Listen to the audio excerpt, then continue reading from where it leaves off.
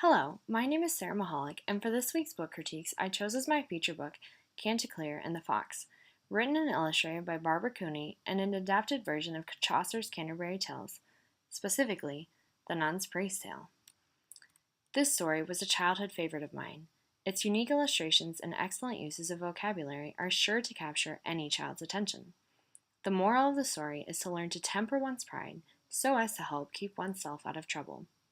Though this may seem to be quite a hefty topic for children, it is displayed in such a way so as to make it simple for young children to understand.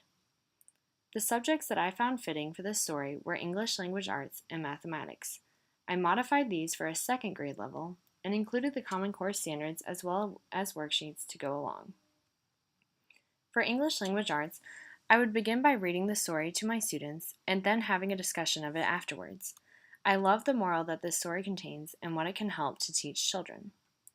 Therefore, after discussing the tale with them, I would help my students to practice the production and distribution of writing by having them write their own tale about pride and the consequences that can occur because of it. I would love for the parents to get involved by helping with revisions and encouraging good handwriting. This story covers a wide variety of things found within farmyards. Because of this, mathematics can be found through both the words and the pictures. It can be modified in many ways, but I hope that you'll enjoy the method that I created. By including the subject of mathematics, the worksheet that can be found on the next slide covers the topic of grouping objects, counting them, and determining whether the final result is an odd or an even number.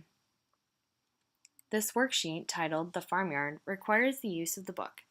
Because of this, I would have several copies of it on hand and would separate the students into groups to complete the worksheet. For those children or groups who may need help, their fellow classmates may then assist them. After the completion of the worksheet, we would continue a class discussion on grouping as well as odd and even numbers. During this time, students would be able to ask questions that would help in clarifying any confusion.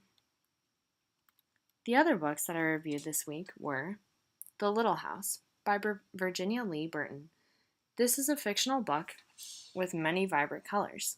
It captures the story of a little house that was built with much love. This house survives through many years and always longs to make its way into progress. When it finally ends up surrounded by city walls, though, it suddenly realizes what it truly longs for, and that is the countryside. This book thus serves as a great reminder that we should always be grateful for the things that we have.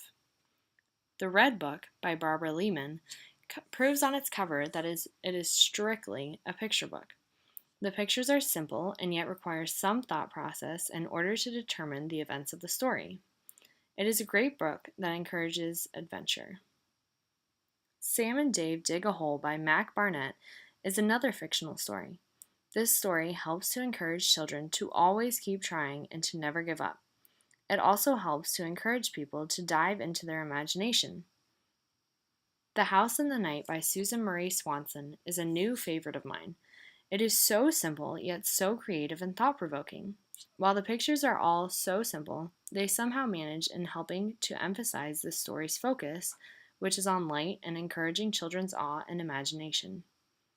Thank you so much for watching this book critique, and have a blessed week.